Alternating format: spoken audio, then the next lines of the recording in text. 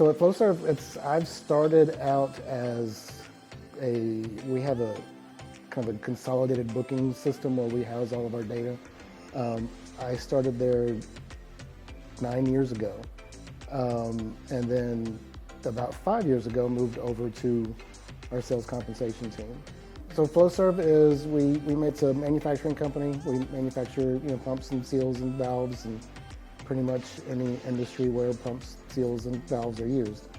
So it's a global company. We've got about 850 salespeople now that are on our sales incentive plan, and from the US to all over Europe, all over Asia. We already had Incent when I started. From what I understand, Flowserve has been on Incent since 2010. It was implemented a long time ago. And we have used it. We love it. It's been great. It makes everything a lot easier for us. In 2010, we started out with just one division.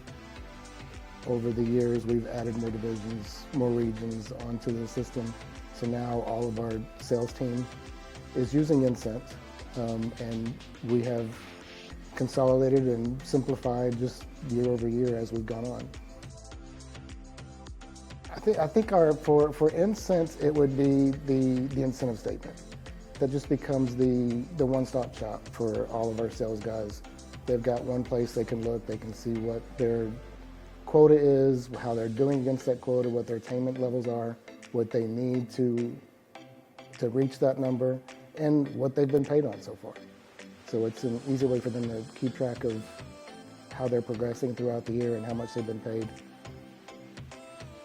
It's also an easy place for them to recognize if something's missing, so they can reach out to us to let us know we need to get something fixed. What we've loved the most recently is Connect. We've been really getting into, I've started using Connect to get our Incent and our OSM data and make it just easy to get to for Power BI. So with Power BI, we can slice and dice, we can make dashboards, reports, and on any piece of data that's there.